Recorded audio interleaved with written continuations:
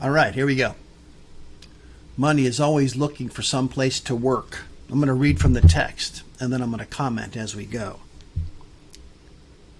Why do real estate investors need money? That's a good question, but it's for the next slide. Let me move my picture. There we go. Why do real estate investors need money? Put me over there. Simply put, real estate investment requires money to move forward consistently. Therefore, a healthy source of funding is a requirement, especially if you're new at this business. You've got to figure out a way to find a source of money. That's what this course is going to help you achieve.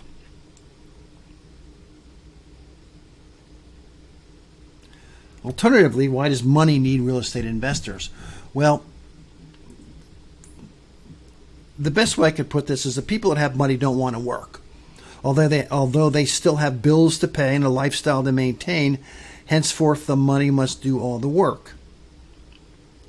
How can a real estate investor locate this money looking for work? Well, that's the trick, isn't it? You could get a property under contract and make a formal mortgage application, but that takes way too long. I mean, unless you plan on buying it from an owner that's not under any duress, you have time to make a mortgage application, you're going to have to move quicker than that. And you're going to have to rely on hard money, mortgage brokers, and private money to fund your deals. You could always take out a home equity loan. That's if you have equity and you don't have my wife. The best way to find money is before you need it. And as we get into the training, I'm going to tell you a story about how I found my first private lender. His name was Jonathan White. I don't believe Mr. White is still around. I think he's passed on, but that's a story for another day. And I will tell the story when I get to how I got to my first lender. But I want to back up real quick and tell you something that what you're gonna have a hard time believing is that investors need money to fund their real estate, but the guys that are loaning the money, they need us just as badly. They need to have some place that they can rely on to put their money to work. And it's different between hard money lenders and private lenders, but they all would love to have a place to put it to work on a consistent basis.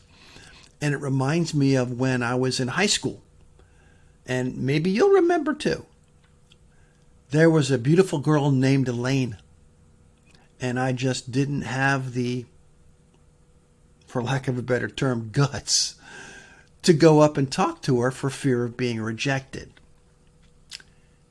And it wasn't until I was a senior that I actually spoke to her, and we actually went on a few dates, and it was kind of fun. And she asked me, she said, "Rich, why didn't you ask me when we were freshmen?" I told her I was too afraid to. So in this case, I was the investor and she was the lender. She wanted me to approach her sooner, but she just can't. Girls can't do that. At least they couldn't back in my day. But same with lenders. They're not going to chase you around. They could do some of the things I'm going to show you how to do at the end of this video. They could do the same thing to find investors if they wanted to, but they just can't. So we're going to reverse engineer a deal. I'm going to show you exactly what I mean, but sit tight. This is going to get good.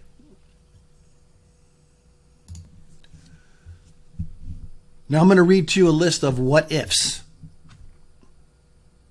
What if you could learn how to locate lenders willing to invest in real estate? That's a good thing, isn't it? If you could find out where they are without these crazy subscriptions or these other website services saying, get in touch. You're in Florida. Get in touch with a lender in Nebraska.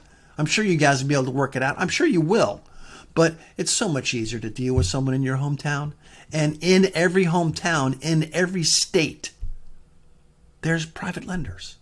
There sure as heck is hard money lenders. But I'm going to focus mostly on private money because that's my favorite. Let's go to the next what if. What if you could learn how to get a feel for lenders' protocols and requirements even before you approach them? So what's going to happen is if you could learn how much money a lender likes to have down, if you could learn a little bit about the interest rate they like to charge, if you could learn a little bit about the borrowers that they're accustomed to loaning to, in other words, how much experience they have, you'll be a heck of a lot better off approaching a lender that you can actually do business with. Let's go to the next one. And what if you could learn in advance which deals to shop to which lenders? That kind of goes hand in hand with the previous statement. What you're going to look for is lenders that look for deals that you currently are marketing. If you're looking to buy a 3-2 in Plantation Park and you find 7 lenders that deal in Plantation Park, you'll be able to shop at each one of those. But if you're trying to deal with a lender that only likes Coral Springs or Parkland, I'm not going to say they divide it up because they're pretty much the same neighborhoods. But this is what I mean. You're going to find investor or lenders that are willing to work with you for properties that you already have under contract. What if you could learn to line up funding for your deals before you need it? That's the only way to do it. Don't get a property under contract and then desperately try to find somebody to help you close. That's not the way to play the game. If you do, it's going to eat your kishkas out. You're going to lose so many deals. You're going to make such a bad name around town. So do it this way. Find the lender first. And what if you never had to miss out on a potential deal because money was too expensive or non-existent? If you could find out what the lender's charging, that'd be great. And you'll be able to figure it out based on where I'm going to show you to look. In most cases. Well, I take that back. Not in most cases. In a lot of cases. But you will learn a lot about each lender, and I'll show you how to figure it out. And if I could show you all this and more, how much do you think this knowledge might be worth? Well, it's worth at least what you paid for the course, right? Because that's what you're going to get. So in any event, let's move on to the next slide. I'm ready to get into the meat of this training.